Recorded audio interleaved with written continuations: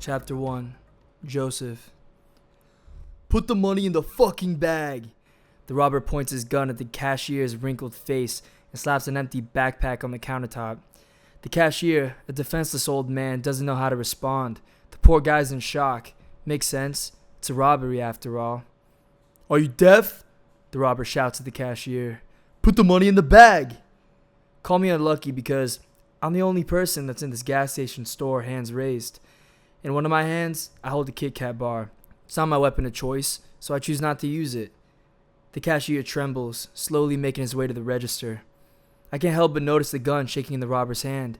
He's easily twice my size with tree trunks for arms, but he's trembling like he hasn't done this before. First time? I ask coolly, my hand still raised. The robber looks down on me. The fuck you talking for? His voice cracks, a vein throbbing along the side of his neck under his black ski mask. His eyes are a light brown, with hints of panic swirling about in his iris. I don't know much about this guy, but it's obvious he doesn't rob gas stations very often. I shrug, saying, It's smack in the middle of a Tuesday and you didn't even check the gas station for witnesses before pulling the gun out. The robber cocks his head back, finally scanning the gas station. Fuck off, old man, he mutters before turning back to the cashier. Old? I'm not old. Is 37 old? I check my watch. I'm due in court in less than an hour. The judge won't be too happy if I'm late again. However, the judge would be happy to hear that I was shot dead in a gas station before my hearing. The judge doesn't like me all that much. You get the gist. Hurry the fuck up! The robber shouts at the stunned cashier. He's not going to respond well to your shouts, bud, I explain. He knows you want the money. You should ease up on the tone a bit. It'll help your case. The robber's eyes narrow at me. Why the hell should I listen to a Joe Schmo schmuck like you? It's Joseph, I correct him. My name isn't Joe, it's Joseph. He grips the gun tighter, wanting to pull the trigger. Are you serious? I'm holding a fucking gun right now, and you're correcting me? I click my tongue to the roof of my mouth. I just thought it's ironic. You called me Joe Schmo, and my name is Joseph. They're pretty close, you know? It's ironic. You can suddenly cut the tension in the room with a knife. This robber wants to shoot me, and frankly, I don't care if he does. I consider putting a bullet in my own head at least once a day as it is, but that's not why I'm so relaxed right now. I represent guys like him in court every damn day when business isn't as slow as it's been lately. Despite his wanting to put a bullet in my skull, he turns back to the cashier, who is finally filling the backpack with cash. I'm a lawyer, I blurt out. He waves me off. Good for you, pal. I'm a criminal lawyer, I add. I can give you my card. You'll probably need it someday soon if you keep robbing places the way you are right now. The robber releases a shallow breath, kind of like a laugh. When the cashier puts the remaining cash in the backpack, the robber turns back to me one last time. Give me the card, he reluctantly mutters. I grin. In one swift motion, I reach behind his head and reveal a half-crinkled business card with my name on it. Joseph VERITA. His eyes widen as a response to my subtle magic trick. Hopefully I won't see you soon, I tease with a wink. The robber curses at me under his breath, then sprints out the door. I look up at the old cashier standing near the register. His sweat seeps through his polo, his watery eyes fixated on the countertop between us. I casually fondle the Kit Kat bar, set it on the counter, and check my pockets for loose cash. You can have it, Joseph, the cashier says. I think you just saved my life. I force a smile. This guy thinks I'm some kind of hero. I wonder if he would think the same if he knew about the skeletons I had in my closet. Cheers. My eyes drop to his name tag. Cheers, Anthony. Then I make my way out the door to catch the bus I'm sure I already missed. I shove the courthouse lobby doors open and make a beeline towards security. Nothing is heard but my beat-up dress shoes clicking against a stained tile floor. I was already running late before the robbery, so I can only imagine how late I am now. Late again, Joseph? The security guard scoffs. Better than ever, I mutter as I start stripping. I fill the tray with my phone, keys, wallet, briefcase, and my gold coin, the usual. Once I'm through the body scanner, I gather my belongings and sprint through the grand hall. People turn at the echoing of my footsteps, but instantly look away when they realize it's me, or they don't. I realize I'm only 6 minutes late when I approach the courtroom for my hearing. Not bad, Joseph. Just as I approach the towering wooden doors, I stop at the side of my client sitting on a nearby bench. His tie hangs loosely from his neck as he sits slouching forward. What are you doing out here? I ask. Let's go. We have a case to win. The old wooden bench creaks under his cheap suit. You're late. He gives me a half glance as if I'm not worthy of his full attention. I check my watch, still catching my breath. I'm not that late. It's only 6 minutes past 4. The hearing was at 3:30. My client stands. It's 36 minutes past 3:30. Lucky for me, the judge rescheduled my hearing because she knows I have a shitty lawyer. Shit, I'm sorry, I sigh, lowering my head. When was the hearing rescheduled to? He laughs. Like you need to know. Your sorry ass is fired. I try to find comfort in twiddling my gold coin in my pocket. Gas station robbery or not, I would have missed this hearing. Full disclosure, I have a tendency to fuck things up. With the very little dignity I have left, I gather the decency to apologize. Before the words even leave my lips, I catch a glimpse of the judge leaving the courtroom. I peek around my client. Bailey! I clench my briefcase to my chest and sprint up the hall after the judge. Bailey, wait! The security guard next to her serves as a barricade. All he has to do is cross his arms and I bounce right off of him. Bailey, I only need a moment of your time. Judge Bailey. Bailey corrects me. Judge Bailey. I know this looks bad. I swear, I was stuck in the middle of a gas station robbery. That's why I'm late for the hearing. She sighs, her lazy eyes studying me. Even her thick prescription glasses can't hide the fact that I'm a joke in her eyes.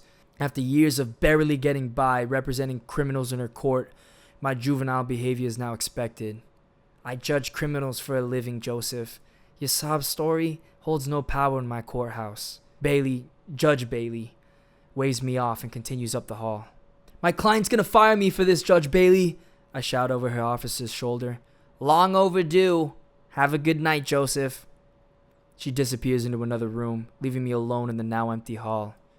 I slam my briefcase against the floor. But I need the money, I whisper under my breath. The weight of my thoughts suppresses me, one thought outweighing the rest. You're pathetic, Joseph. The thought sinks in as my eyes pan around the hall. A thick white hue of light stretches from the window over the green and white tiles, chilling the atmosphere. The air is still, and I grow anxious when I realize I'm standing alone in silence. No, anything but the silence.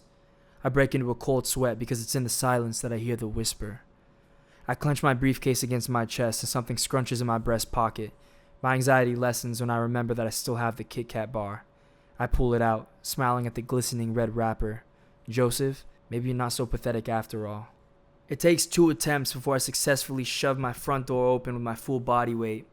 I've been meaning to get the front door fixed, but that requires cash I don't have right now. I shut the door and Ava flashes me a smile from the kitchen at the end of the narrow hall. I usually love coming home to her smile, but right now I hate it because it means she doesn't know that neither of us is getting paid this week. I hang my coat on a hook near the front door. Even under the dimmed lights, the horrendous orange plaid wallpaper pops. I swear, the moment I can afford to, I'm fixing up this old dump. I weave my gold coin between my fingers, anxiously approaching the kitchen. I made your favorite, Ava says. Her voice is smoother than silk as she whispers, Bucatini al limone.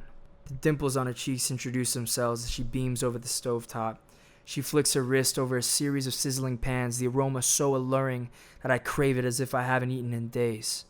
Her dark, lustrous hair is pulled back into a loose bun, and her bangs dance over her big brown eyes as she glides from one side of the kitchen to the other.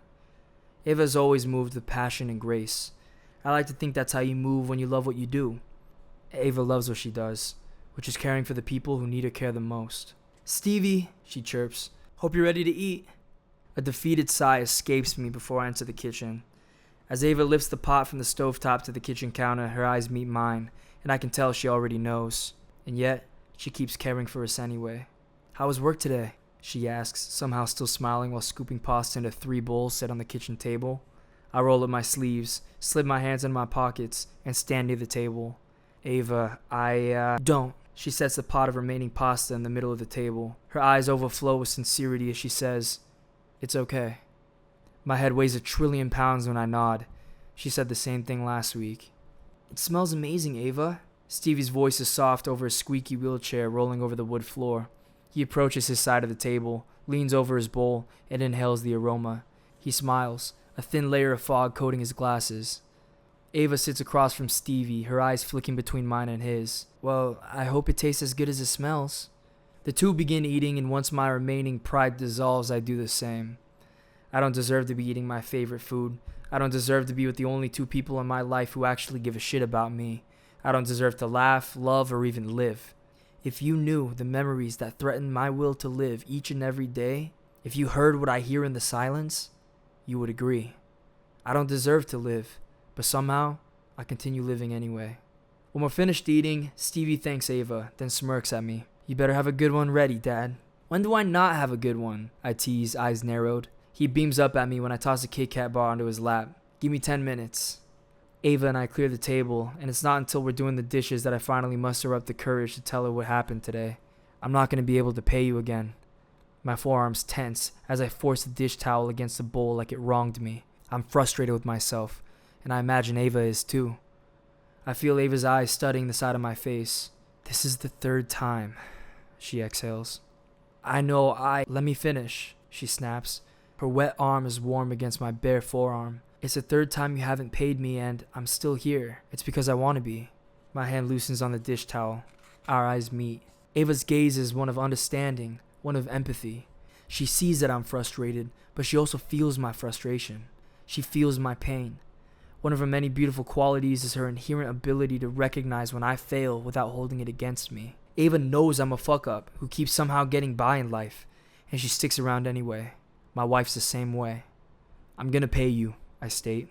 I'll find another client. I won't fuck this next one up, I promise. Ava's hand finds mine, and warmth ripples up my arm like a pebble meets water. No splash, just enough to make an impact. She's soft at the touch, but only for a moment.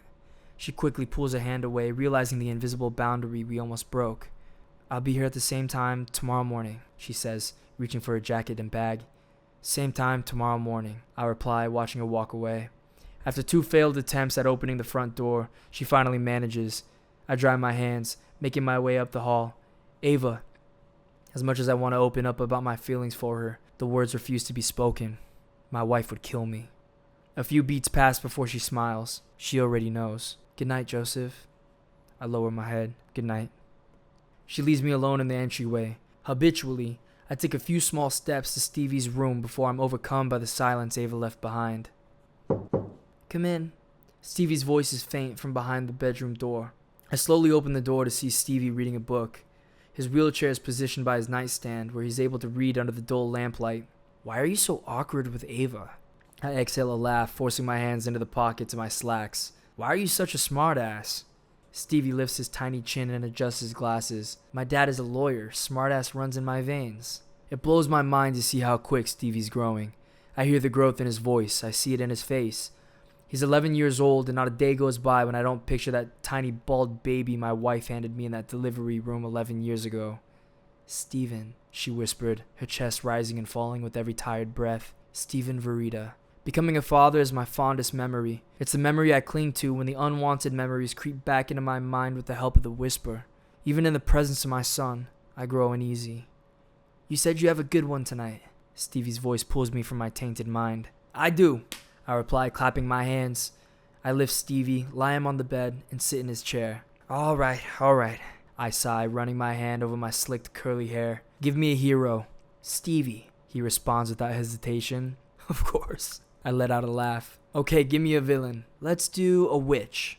A witch, huh? I purse my lips, eyes trailing up to the corner of the bedroom as I ponder the bedtime story soon to be told. Stevie closes his eyes and I begin. Once upon a time, there was a boy named Stevie. Super Stevie. And he could fly.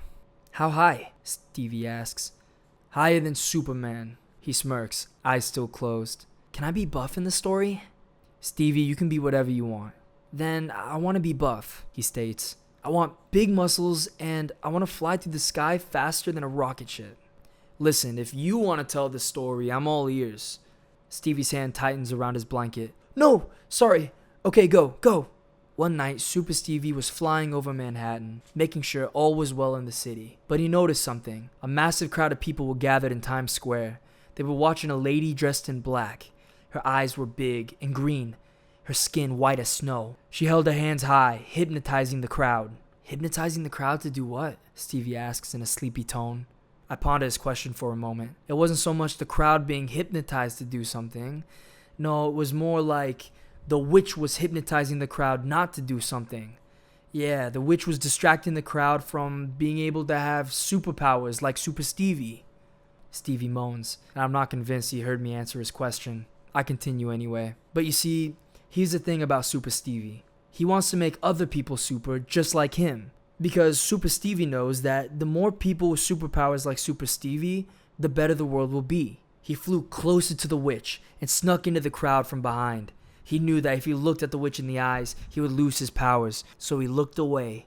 Even while getting closer, he knew he was risking losing his powers, but the reward of helping others see what he saw when he looked away, that was worth the risk for Super Stevie. I pause, waiting for Stevie to prove that he's still awake.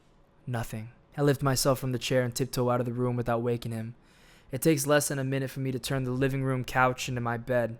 Sleeping on a couch in a one-bedroom townhome wasn't my original plan when I bought this place 5 years ago. I just didn't consider Stevie would grow as quickly as he has. The kid is simply too big for me to share a bed with now, so I figured, what the hell?